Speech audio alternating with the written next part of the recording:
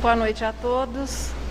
Nós estamos hoje, nessa segunda quinta-feira do ano de 1998, vivendo na sequência do estudo sistematizado agora, na terceira parte de O Livro dos Espíritos, na sequência das leis morais, que tem a sua ampliação e fica aí como sugestão de estudos, o Evangelho segundo o Espiritismo, e já acrescentando mais uma outra obra à nossa biblioteca, Leis Morais da Vida, de Joana de Ângeles também. Os dois vão ser bons companheiros das nossas horas de estudos nessa sequência da terceira parte de O Livro dos Espíritos das Leis Morais. São 25 questões, todas elas nos permitindo analisar melhor, compreender, detalhando. Um dos principais agora no nosso primeiro capítulo, essas 25 questões detalham um sentimento que é muito importante, que se desenvolve apenas no espírito, na espécie humana, que é o sentimento de adoração.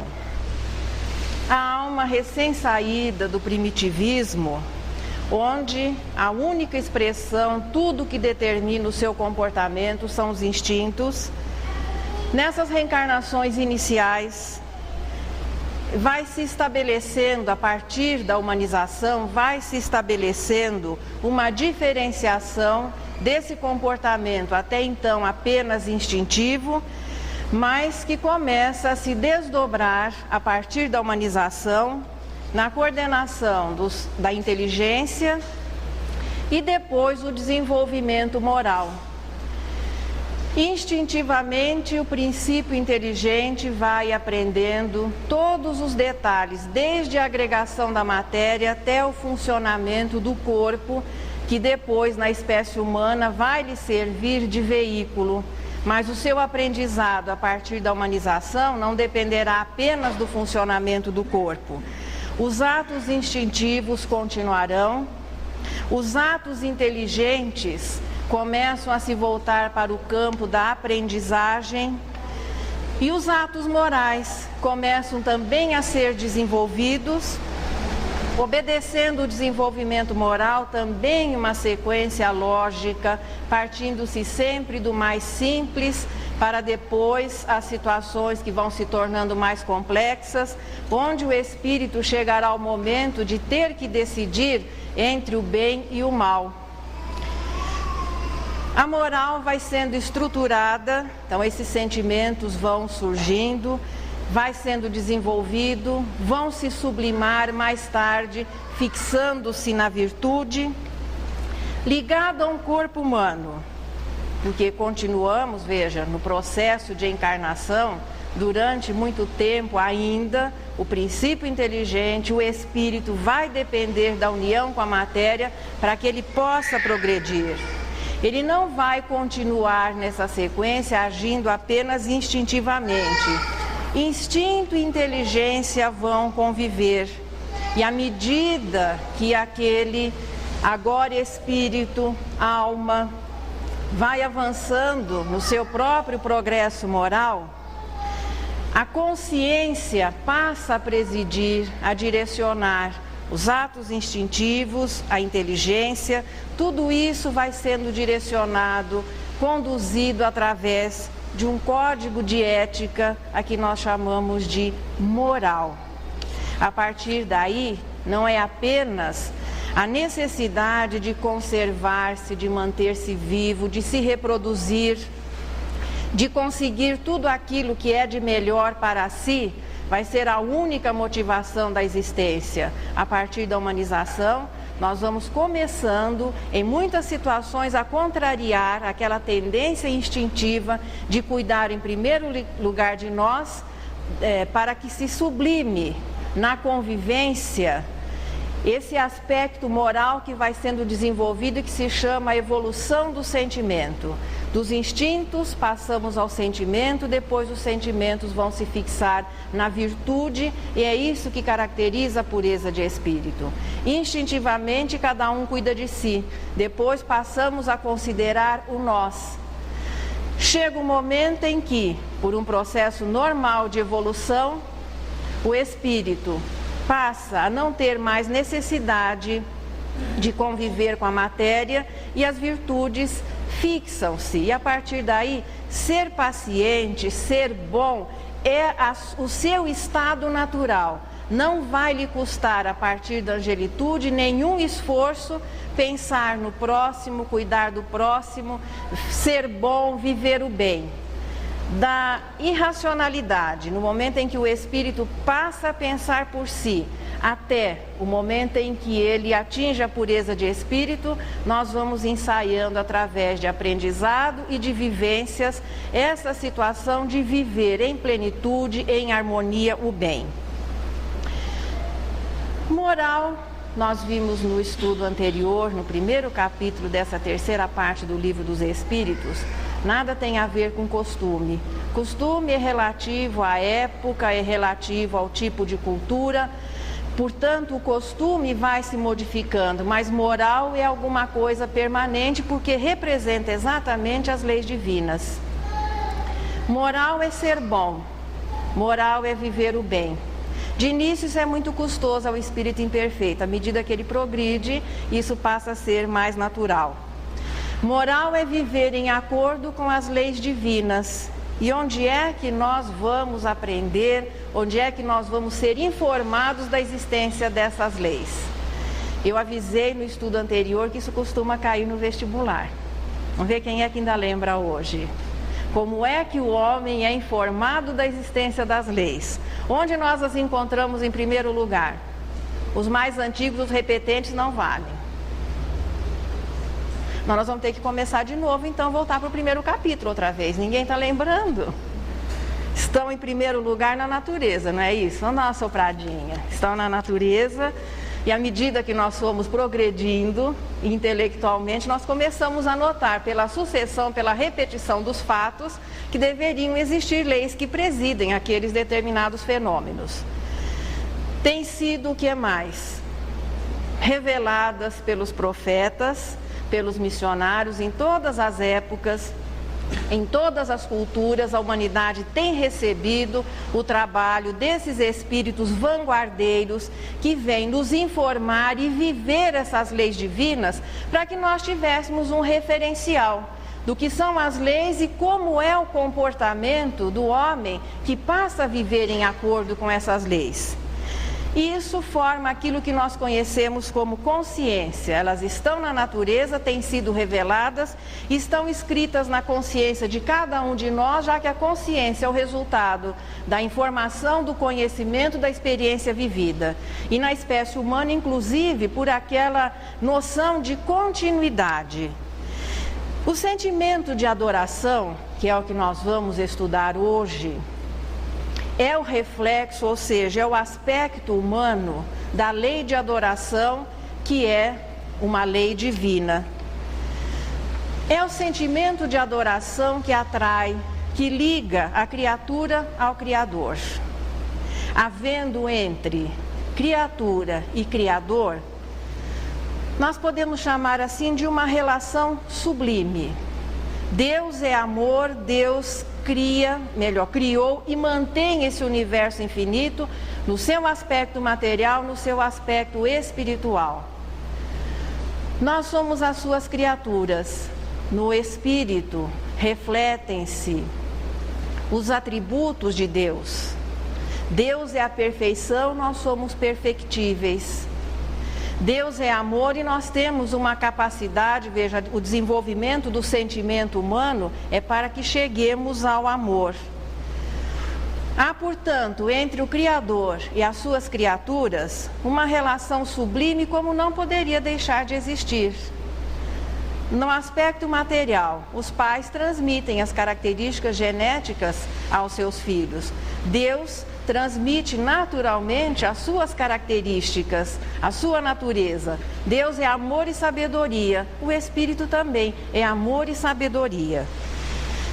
Deus se manifesta ao homem através das suas leis. Nós conhecemos essa manifestação como providência divina. E o homem chega em determinado momento que ele começa a reconhecer a existência do Criador, em primeiro lugar, como em todas as demais conquistas do espírito, em primeiro lugar pelo aspecto material. Nós começamos a reconhecer a existência de Deus por percebermos que estamos rodeados e sujeitos a uma série de acontecimentos e de leis que escapam, veja, muitas a nossa compreensão e sobre as quais nós não podemos interferir. Foi sentindo a natureza que o rodeava que o homem começou, inteligentemente, a descobrir que ele não era o criador de todas aquelas coisas. E hoje, por mais inteligente que nós consigamos ser, nós não interferimos quase que em nada na ordem geral das coisas. Sentimos isso, em primeiro lugar, no aspecto material da criação divina. Mais ou menos como na evangelização começa a se falar a criança da existência de Deus pela observação das coisas que a rodeiam. Aquilo que o homem fez e aquilo que o homem não fez. Na infância do espírito, essa é a realidade. A providência divina, portanto, é aquilo que nós sentimos existir na precisão, na previsão e na provisão de todas as situações e necessidades de todos os seres, e não só da espécie humana, a quem nós nos intitulamos de reis da criação. Nós criamos o título e ficamos com ele. Mas todos os seres da natureza têm todas as suas necessidades consideradas, desde os mais simples. Todos eles têm o que é necessário para que possam viver, e no sentido mais amplo da vida, que é o aspecto espiritual, para que eles possam progredir. Há um entrelaçamento perfeito entre corpo e alma, entre espírito e matéria, através desse processamento das leis divinas que nós começamos a reconhecer como providência divina. Durante milênios, a espécie humana tem se beneficiado, nós temos nos aproveitado, dependemos disso para que possamos sobreviver, e chega um determinado momento que, pelo desenvolvimento moral, nós passamos a reconhecer a existência desses efeitos. Quando passamos a reconhecer a existência de um ser superior, não importa o nome que se dê a esse ser superior, nós nos habituamos a chamá-lo Deus. O reconhecimento da existência desse ser e dos efeitos benéficos que essa existência nos proporciona, começa a se desenvolver um sentimento saudável, que é o sentimento de adoração, que é o sentimento de religiosidade. Deus pensa e a providência se torna realidade. O universo, no seu aspecto espiritual e no seu aspecto material, é o resultado do pensamento divino. Fazendo um parênteses, para a maioria dos espíritos imperfeitos, nós sempre nos julgamos assim como muito importantes na ordem geral das coisas. Nós dependemos, para que tudo exista com essa precisão que a ciência vem descobrindo, e nós estamos falando apenas no aspecto material, nós dependemos do pensamento de Deus. Se de repente alguma coisa saísse do seu lugar no universo, se a Terra resolvesse dar uma afastadinha na sua órbita, o que é que nós aqui encarnados poderíamos fazer se isso hipoteticamente acontecesse? Nadinha, a não ser orar. Mas isso parece que não acontece no universo. Tudo obedece a leis precisas, mesmo que não sejam compreendidas. Portanto, quando nós estivermos assim, sempre se tem aqueles momentos de exacerbação do orgulho, é dar uma paradinha, feche os olhos, imagine-se distanciado do nosso sistema solar, Aquelas linhas imaginárias que são traçadas identificando as órbitas, não se enxerga isso.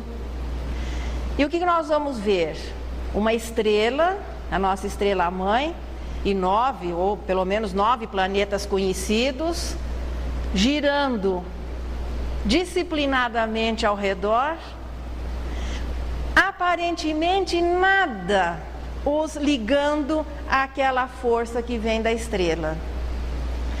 Por isso Deus pensa o universo e nós existimos. O homem sente Deus e seu pensamento quando busca o Criador, e isso é um indício de elevação. Na primeira vez que o espírito ou a alma emite um pensamento direcionado a Deus, naquele momento o Criador sente que aquele filho começa a despertar para a realidade da vida. Porque Deus continuamente nos envolve no seu amor, que se manifesta através de todas as leis que garantem a nossa existência, no aspecto material e no aspecto moral. Mas no momento em que a criatura entende isso e emite um pensamento direcionado a Deus, é aquela luzinha que se acende de que mais um espírito despertou. O pensamento, portanto, vai se tornando mais preciso com relação, e aqui nós estamos nos limitando ao aspecto lei de adoração, a relação homem, espírito e o Criador.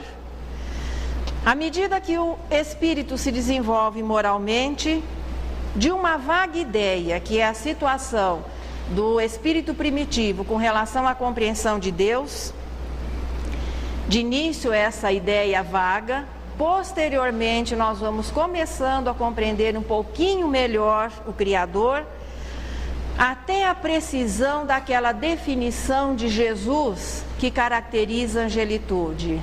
Eu e o Pai somos um. Aí, as crianças de jardim que ouviram essa frase, entenderam ao pé da letra. Jesus dizendo que era Deus. É a harmonia de pensamento que se estabelece, aquela identificação da criatura com o Criador. É quando o espírito, quando a alma passa a viver em pensamento as leis morais, não existindo um instante, um segundo de divergência. Então não é que Jesus estivesse dizendo que ele era Deus, mas que o seu pensamento de um espírito puro, já liberto de toda influência que a matéria possa exercer sobre o espírito, identificava-se plenamente com as leis divinas que são o reflexo do pensamento do Pai. O sentimento de adoração, portanto, de religiosidade, é o respeito, é o amor, é a reciprocidade da criatura buscando, reconhecendo, amando o Criador, que constantemente o envolve, o busca, o reconhece como filho. Desenvolve-se exatamente a partir da racionalidade, a partir que a alma vence as barreiras das experiências nos reinos mais simples da natureza. Este sentimento, nem poderíamos dizer, é inexistente nos animais, porque ali os sentimentos estão começando a se... não poderíamos dizer desenvolver, mas são as primeiras sementinhas que começam a partir daquilo que nós conhecemos como amor materno, ou seja, o amor dos pais pelas crias. Essas seriam as primeiras raizinhas daquilo que um dia vai ser o sentimento, e que nós vamos sentir nas expressões mais avançadas dos reinos mais simples da natureza. Faz-se presente, contudo, na espécie humana, desde as primeiras expressões, as mais primitivas, este sentimento começa a se desenvolver e do interior ele passa para o exterior, e ali ele começa a se representar nos cultos religiosos, os mais primitivos existentes, porque o que nós sabemos é que nunca houve povo destituído do sentimento de adoração, do sentimento de religiosidade. Materialismo como um conceito, como uma filosofia, é coisa de pseudo-sábio, de espírito com desenvolvimento intelectual razoável, que entra numas crises de orgulho e de repente começa a se sentir como o mais inteligente da criação e busca como explicação para um efeito inteligentíssimo que é a criação o acaso, desconhecendo a existência de um ser superior. Todos os povos primitivos tinham a sua crença bruta, primitiva, refletindo exatamente o seu coeficiente moral, e como todos os demais sentimentos, ele vai se manifestando nas expressões exteriores. Desse modo que nós vemos as cerimônias, os rituais, as fórmulas sacramentais, que fazem parte da maioria das tradições religiosas e que ainda persistem em algumas religiões na atualidade. O homem primitivo não tinha condições ainda de compreender-se como espírito e muito menos compreender Deus como um ser também espiritual. E acreditava como é que se estabelecia a comunicação. Em primeiro lugar, ela se estabeleceu através de gestos, de sinais, chegou-se depois às palavras, mais tarde chegou-se à escrita. Então nós imaginamos que para nos fazermos compreendidos, nós temos que, de uma certa maneira, impressionar ou transmitir um código que o outro possa decodificar e entender o que nós queremos dizer. Transpusemos isso para a nossa relação com Deus. Como é que Deus vai saber, ou melhor dizendo, como os deuses, porque o politeísmo foi também uma das primeiras expressões do sentimento de religiosidade, como é que os deuses vão saber que eu quero entrar em contato com eles? Se para impressionar alguém comum, semelhante a mim, eu teria que fazer um gesto ou falar alguma coisa, Deus sendo muito mais importante, os gestos tinham que ser muito mais expressivos. E nós criamos toda uma série de paramentos, de fórmulas, de rituais que permitissem os deuses compreenderem que nós estávamos buscando a sua compreensão, o seu apoio, que nós os estávamos procurando. Tomávamos também como resposta dos deuses muitos dos efeitos da natureza. Se esses efeitos eram benéficos, é porque os deuses estavam satisfeitos com o nosso comportamento. Mas se ocorriam flagelos, se a situação, muitas vezes os fenômenos da natureza nos prejudicavam, os deuses estavam aborrecidos e estavam nos castigando. Essa ideia de Deus castigando ainda permanece na mentalidade de muitas pessoas. Deus nos educa não através da punição, mas através do ensinamento. E quantas vezes nós ouvimos a expressão que Deus está nos castigando? Bom, basta acontecer uma tragédia para alguém chegar e falar assim, Deus quis assim. Mas se o indivíduo está feliz, está dando tudo certo na vida dele, ninguém lembra de falar que Deus também quis assim. Então essa ideia de ser castigado por alguma coisa errada que se fizesse, ainda permanece na mentalidade das pessoas e é reforçada por muitas filosofias religiosas no sentido de coibir ou de uma certa maneira de reforçar a prática dos preceitos religiosos através do temor a Deus. O temor a Deus é a primeira manifestação do sentimento de religiosidade. E nós estamos bem distanciados no aspecto inteligência e no aspecto moral das primeiras expressões do sentimento de religiosidade.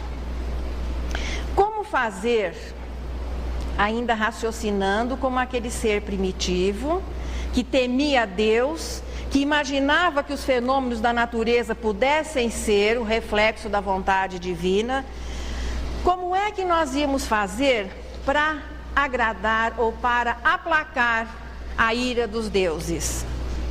aquilo que ainda hoje se faz por aqui, presenteando, adulando, tentando ganhar a confiança, tentando conseguir principalmente privilégios.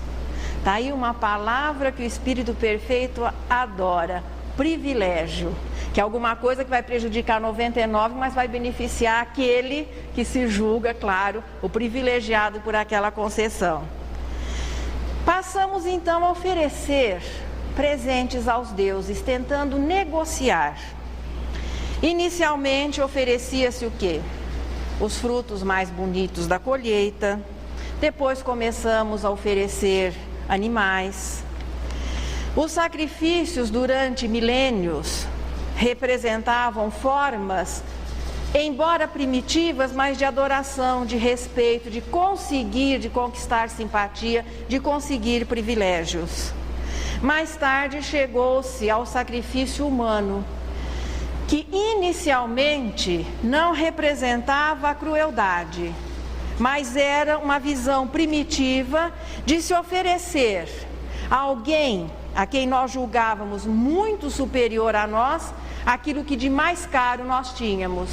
A jovem ou o jovem mais bonito da família, da tribo, eram oferecidos para que os deuses protegessem aquele grupo. Não foi a crueldade que inicialmente deu origem aos sacrifícios. Posteriormente, tornou-se uma prática cruel e em muitas situações até oportuna. Qual é a diferença de oferecer a alguém que é amado ou inimigo de quem você, se quisesse, descartar? Depois de queimado, os dois viravam fumaça.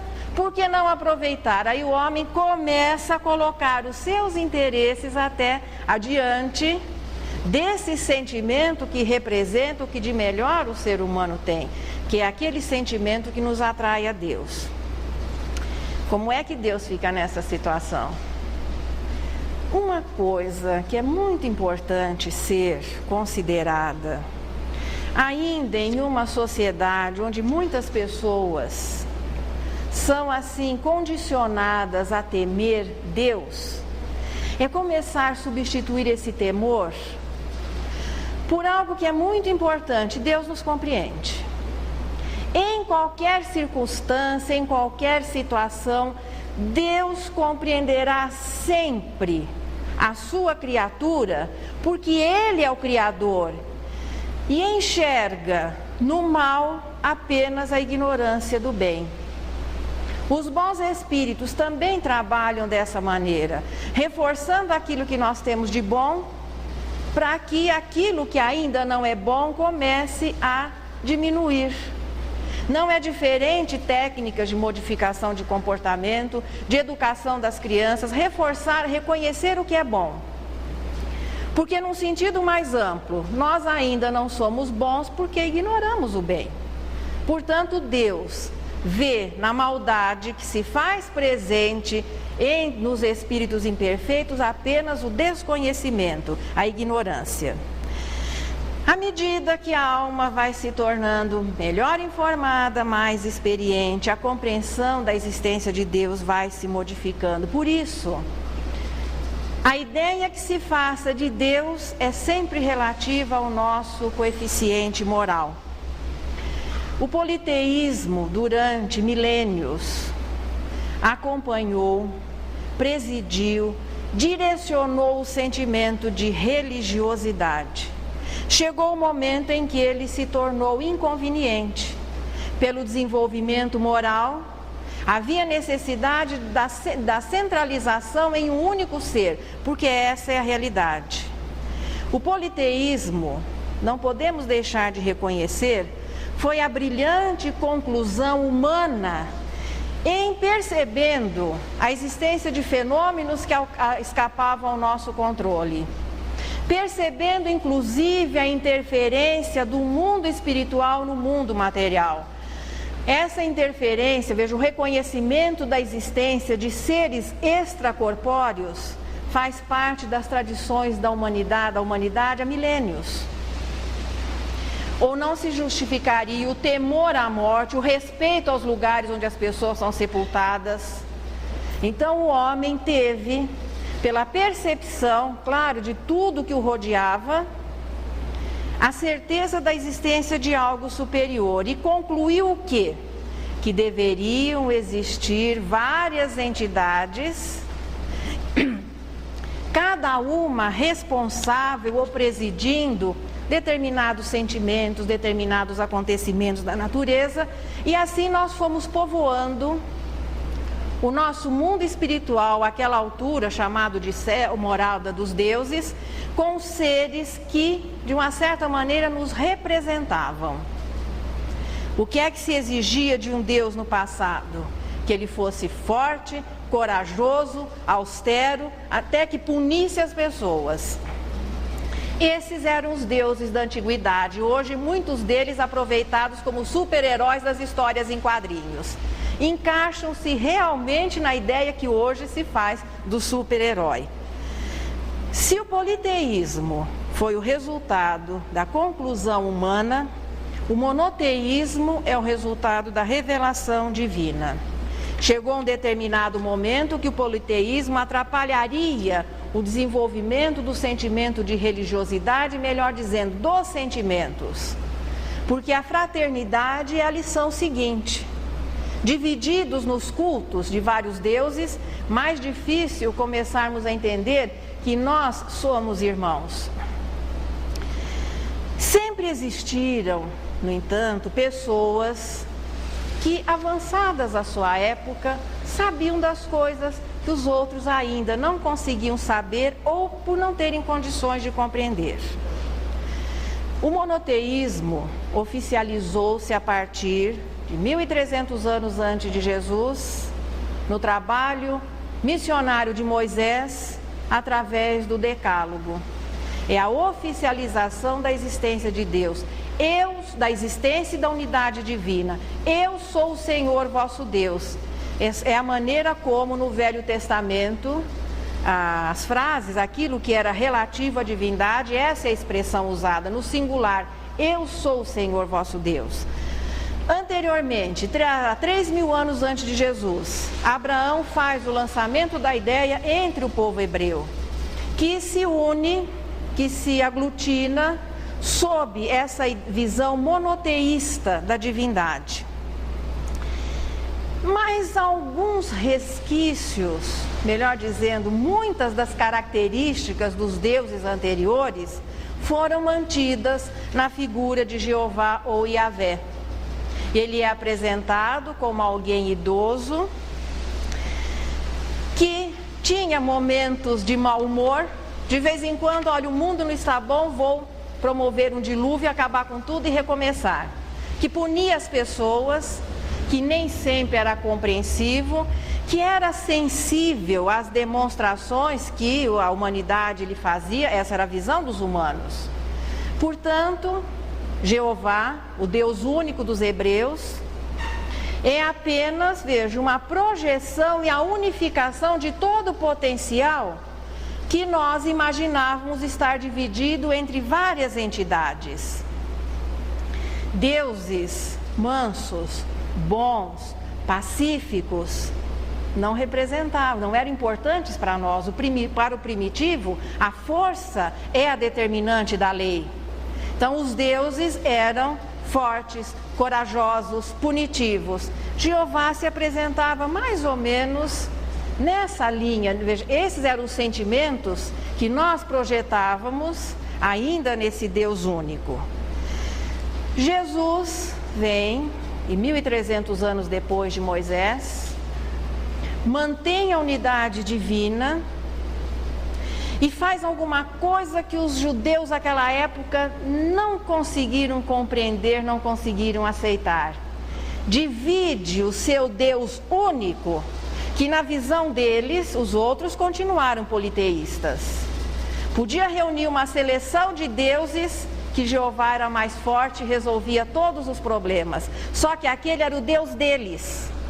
E Jesus chega daquela maneira assim simples, aparentemente descompromissado com os problemas sociais, totalmente descompromissado com os valores humanos.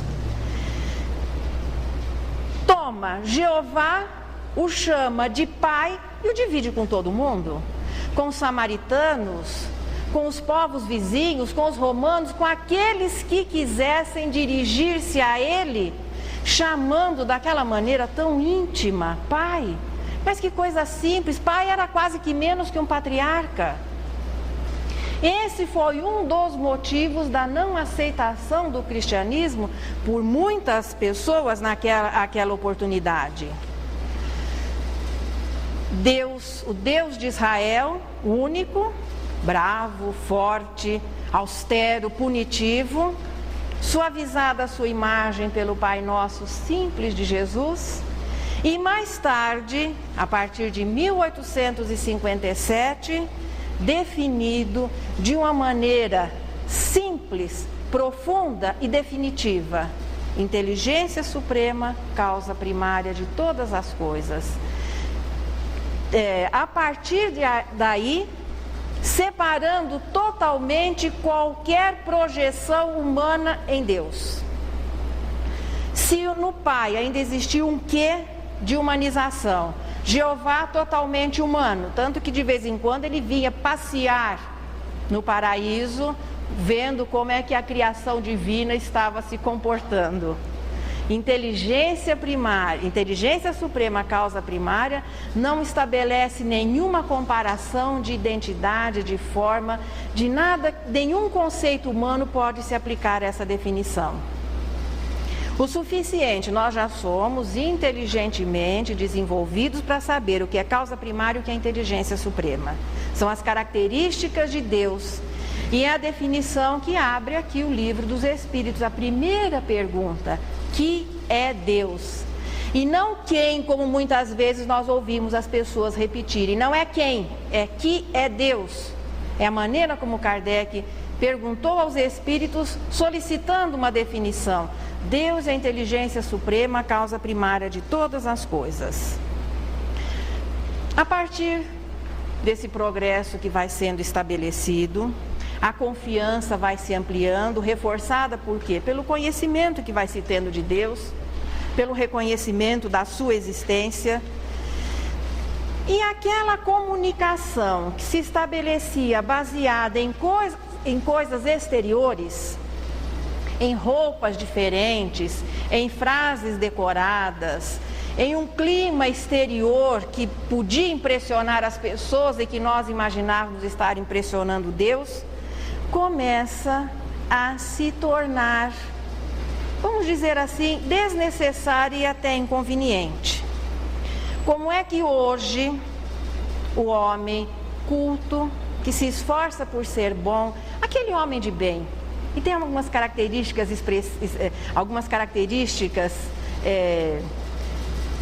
que demonstram ser ele alguém bom, se esforça por viver as leis divinas. Não que ele já consiga vivê-las todas na sua expressão maior, mas é aquele homem que é esforçado no bem. Como é que ele vai se dirigir a Deus? Não se fazem também mais imagens da divindade. Tentou-se substituí-las pelo culto aos santos, aos orixás, mas ninguém ousou mais representar a Deus. E aquela nossa necessidade de buscarmos Deus ficou um pouco assim esvaziada. Tirando-se os cultos exteriores, tem que se substituir por alguma coisa interior. A adoração, portanto, que é aquele sentimento que faz parte da natureza humana e que a partir da racionalidade começa a se desenvolver, a adoração é exatamente, segundo a resposta 649, a elevação do pensamento a Deus. Não é adoração no sentido convencional, é o pensamento definido, objetivo, buscando a divindade. Desnecessários gestos, desnecessárias as palavras, desnecessários paramentos. Quando nós endereçamos o nosso pensamento a Deus, esse pensamento chama-se prece. Nós costumamos dar nomes diferentes a pensamentos que são expressões do nosso sentimento.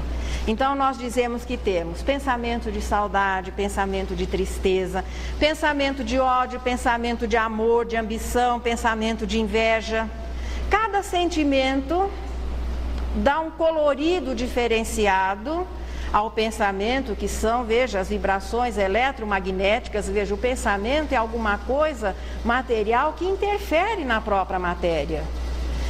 Mas nós damos nomes diferentes a situações diferentes. Portanto, o pensamento dirigido a Deus chama-se prece. Simples, não é?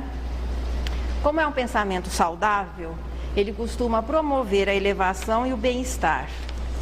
E à medida que nós vamos nos habituando a repetir esses momentos de prece, que é o pensamento específico dirigido a Deus, aqueles momentos de melhora que são naturalmente conferidos pela elevação, já que a prece é a mais alta expressão do pensamento. É a maneira mais bonita, mais elevada que nós conseguimos pensar. A repetição destes momentos costuma estabelecer uma melhora no homem. A sua atmosfera espiritual, a sua aura espiritual vai se modificando, influenciando beneficamente, em primeiro lugar, aquele que ora. Dizer que a prece, já que espírito imperfeito costuma procurar vantagem em tudo, ninguém consegue beneficiar o outro através de uma prece se em primeiro lugar não se beneficiar. Que só a elevação, para que você possa orar em benefício de alguém, você já recebeu o seu benefício antecipadamente, antes de fazer o bem ao outro. A prece, portanto, é um ato íntimo. São desnecessárias qualquer expressão exterior, porque a pessoa pode estar paramentada num gesto de prece e não estar orando. E ele pode estar até desenvolvendo uma atividade e estar em oração. Nós podemos, no momento de prece, pedir, agradecer e louvar. As mais comuns, as de pedido. Agradecimento ainda é alguma coisa que nós temos que trabalhar. Quantas pessoas agradecem, veja, aos outros, ao próximo, o bem que recebem. Nós costumamos chegar desesperado no consultório do médico, do dentista, ou chega alguém que vai nos atender quando você está com problema. Passada a situação, quem é que telefona para dizer que está bom? Olha, até os retornos nem sempre eles acontecem. Passou a dor, o remédio fica pelo meio e você nem se preocupa em voltar e agradecer ou dizer, olha, eu melhorei. Portanto, de agradecimento ainda não deve ser um número muito grande de preces. Louvor, então, muito comuns em público, pouco em particular. Mas os sentimentos, o pensamento que nós podemos classificar como prece, pode ser de pedido, de agradecimento ou de louvor. Podemos orar pelos outros naturalmente. Podemos orar por nós mesmos, para que possamos, veja, o momento de prece identifica um clima interior pacificado. Ninguém consegue orar por alguém de quem não goste. Ninguém consegue orar se está com o coração atormentado. Para poder orar, Jesus foi claro, você tem que se retirar para o interior, não é só da casa, mas o seu interior, fechar a comunicação com o exterior, dá uma limpadinha, uma espanada, uma arejada, a nossa realidade, vamos passar um bom detergente mesmo nos sentimentos, e aí sim você consegue elevar o seu pensamento a Deus. E nesse momento vai acontecer um fato muito interessante. Quem é que se lembra do estudo sobre o anjo da guarda? Quando nós arrumamos a nossa casa interior, que cessa a estática da perturbação, o anjo da guarda consegue finalmente fazer passar o pensamento dele e você começa a enxergar as soluções, ou começa a ver que o quadro não é tão desesperador. Mas o anjo da guarda não estava presente antes? Estava. Como é que o pensamento dele ia conseguir sensibilizar o nosso incompatíveis as duas situações. Ele mentalizando assim a nível de um exemplo, se esforçando por baixar o seu pensamento no grau 15 e você se descabelando no 5. Você conseguindo dar uma elevadinha, chegando no 10, no 12,5, ele consegue dar uma ajeitadinha e você... Esse é o seu momento de prece. O anjo da guarda pode nos auxiliar. Podemos orar pelos mortos? Alguém poderia dizer, mas que coisa infantil. É claro que se pode orar pelos mortos. Não é tão infantil assim, não. E é isso que a doutrina espírita viria oficializar. Qual é a visão da morte para muitas das religiões? A situação do morto, não vou dizer desencarnado, é uma expressão espírita. A situação do morto já é definida por aqui. Quem vai para o céu não precisava de prece. Quem fosse para o inferno não adianta orar, que de lá não saía. Quem fosse para o purgatório é que ia depender de que alguém se lembrasse de orar por ele. Portanto, quase que não se justificava a preocupação em orar por aqueles que tivessem partido. À luz da doutrina espírita, não, ninguém morre. E as almas, os espíritos, os desencarnados, são sensíveis às preces dos encarnados. Se eles estiverem numa situação de tranquilidade, é aquele recadinho carinhoso que eles vão receber. Se eles não estiverem bem, a nossa prece vai se constituir num auxílio. Portanto, nós podemos orar pelos desencarnados e pelos encarnados. E muito importante que nos habituemos a orar uns pelos outros, porque a prece estabelece benefício antecipado por aquele que se disponha a orar. É a sua mudança anterior e a repetição desses momentos vai estabelecendo um clima saudável interiormente. Podemos orar aos bons espíritos naturalmente, são eles que executam a vontade de Deus. A prece modifica o teor das provas ou das situações que estejamos passando? Não. Mas ela fortalece para que você possa viver essas situações com tranquilidade maior. Aí só pode vir a pergunta: quanto se deve orar? Qual seria a média? Quantas vezes nós devemos orar? Apesar de todos nós, mesmo os espíritas, falarmos muito em prece, eu acredito que a maioria de nós não é muito chegado a esse hábito ainda não. Em outras apresentações desse trabalho, eu fiz esse comentário. Quando nós estávamos alinhavando esse trabalho em alguns anos atrás, não muitos, nós vimos pela televisão uma pesquisa que foi feita em uma das ruas centrais de São Paulo, na zona bancária, ali no miolinho, no coração de São Paulo. E as pessoas, o repórter ia perguntando o que é que a pessoa fazia em primeiro lugar de manhã. Foram entrevistadas 10 ou 12 pessoas.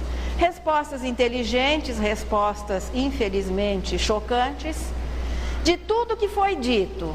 Desde aquelas consideradas mais inteligentes. Eu penso no meu namorado, eu abro os olhos, aquelas coisas assim.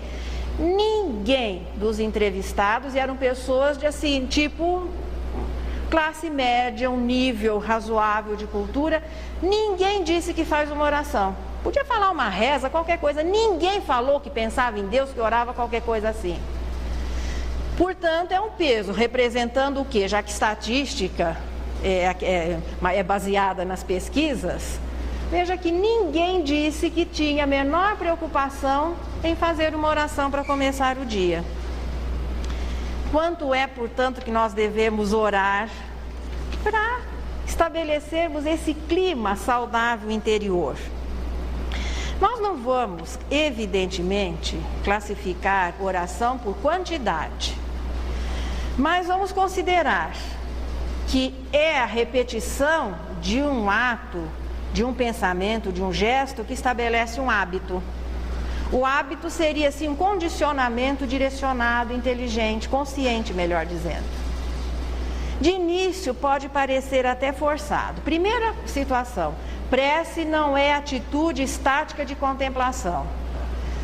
Nessa progressão que se vem fazendo através, veja, de várias informações religiosas no decorrer das nossas existências, viemos do politeísmo, daquela adoração aos ídolos, da idolatria, passamos por muitas experiências, depois nos habituamos a decorar preces e medi-las pela repetição. E à luz agora da doutrina espírita, como é que ficamos? Prece não é a repetição constante de fórmulas ou aquela contemplação inoperante. Prece é um ato dinâmico, identifica atividade, doação, identifica um desenvolvimento já de um sentimento de caridade, de preocupação com o próximo. No capítulo do Evangelho, lá no finalzinho, pedi e obtereis, o pastor Monod, é um dos espíritos ali responsável por uma das mensagens, ele nos dá uma sugestão interessante. Ele sugere que pelo menos 2 vezes ao dia, aí nós já imaginamos, quando se levanta e ao adormecer. O Divaldo diz assim, que quando a gente levanta, agradecendo que passou mais uma noite preparando para o dia. Quando a gente vai adormecer também, nos preparando, de repente a gente vai desencarnar no meio do dia, no meio da noite, pelo menos já fez uma precezinha aí de manhã para estar melhor preparado. 2 vezes ao dia, pelo menos, e em todas as oportunidades que merecerem, claro, um pensamento de agradecimento ou de pedido a Deus. Aí fica a critério de cada um. E não, nada disso significando ato exterior de demonstração ou de contemplação. É o pensamento consciente dirigido a Deus. O importante é que se estabeleça, claro, uma rotina para que se transforme em um hábito e nos habituemos em espírito a orar. Sabe o que é muito importante? Que em espírito nós assimilemos esse hábito. Porque parece que prece é coisa de quem tem corpo. Porque ficou aquilo marcado, prece, você ajoelhar, as mãos postas, qualquer coisa assim. Numa situação, por exemplo, de um aperto, quando a gente dorme, o espírito tem a sua vivência no mundo espiritual. E vai ser muito bom que nas horas difíceis, na situação de espírito, nós já tenhamos desenvolvido o hábito de orar. A situação se modifica instantaneamente. Isso tem que ser desenvolvido por aqui. 2 vezes por dia, sugestão do pastor Monod, ou nos momentos em que nós sentirmos necessário se estabeleça essa comunicação, essa união com Deus. Isso não significa que nós não possamos orar. Veja, as pessoas se habituam a direcionar o seu pensamento aos espíritos. Os espíritas, então, dizem que a correspondência de Bezerra de Menezes é alguma coisa que abarrota o correio espiritual. Porque é espírita, é católico, é umbandista, todo mundo, Bezerra de Menezes, ele é muito famoso aí, pelo menos aqui no Brasil. Mas é o doutor Bezerra de Menezes que atende a todos os pedidos? Seria assim um direcionamento do seu pensamento. Qualquer atitude de ajuda que ele, a sua equipe ou os espíritos vão realizar é sempre em acordo com as leis divinas, de acordo com o pensamento divino. Então, de uma certa maneira, simplificando, a oração é o pensamento dirigido a Deus, mesmo que ainda nós tenhamos o hábito de usar intermediários. O hábito de orar, ele tem que se transformar em um processo de educação. Então é muito simples, ao invés de levantar perdendo a hora, acorda 2, 3 minutinhos, um pouquinho antes. Ao invés de adormecer em frente à televisão e naquele clima do último filme ou de um noticiário, desliga a televisão, prepare-se para ter um sono inteligente. E aí sim, eleve o seu pensamento em oração. Quando nós oramos, nós buscamos assim estabelecer um clima interior pacificado. É naquele momento em que nós podemos deixar que, em espírito, nos embalemos, pela certeza da existência de Deus, pela certeza daquele amor que nos rodeia constantemente de cuidados, pela certeza de que Deus nos compreende, e nos compreende nos momentos de erro, de imperfeição, de desobediência, muito mais, poderíamos dizer assim, nos compreenderá no momento em que o estamos buscando. Isso é um dos componentes, é uma das características da fé, que só pode realmente ser saudável, robusta, firme, se essa confiança existir, e essa confiança só pode existir a partir do conhecimento. À medida que nós vamos conhecendo melhor Deus, a confiança vai se tornando maior, a busca se torna mais natural, não só para pedir, mas especialmente para agradecer. E se não tivermos nada a pedir e nem agradecer, da mesma maneira que nós fazemos com os nossos amigos, nós não buscamos as pessoas para pedir ou agradecer apenas. Quantas vezes nós queremos um bom dedinho de prosa, de conversa? Essa seria a prece de louvor. É a alma buscando a comunhão com Deus, não para pedir nem para agradecer, mas para sentir o prazer, a alegria, o bem-estar de sentir-se próximo de Deus. A nossa prece, uma coisa que muitas vezes nós nos sentimos assim, puxa, mas parece que eu orei, mas não consegui orar.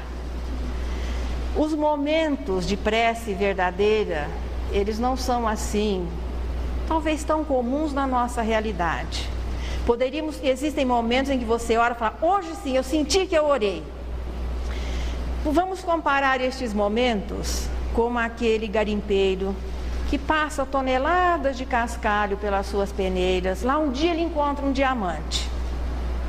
Aquele diamante pequeno, mas que reflete a luz com uma precisão sublime, vale muito mais que todo aquele cascalho acumulado. Vamos comparar o cascalho aos momentos em que nós oramos e parece que não nos sentimos orando, mas não chegaríamos ao diamante se não tivéssemos passado pela peneira todo o cascalho. Vai chegar o momento em que os diamantes serão mais comuns. É aquele clima interior que vai se estabelecendo, que vai sendo mantido através da repetição da elevação do pensamento, a consequente melhora interior e a consequente melhora no sentido assim, o esforço no bem, que é a vivência das leis morais. Do culto bárbaro, que são as nossas expressões, passamos pelo conceito politeísta dos deuses humanizados e hoje estamos vivendo, claro, a era do conhecimento.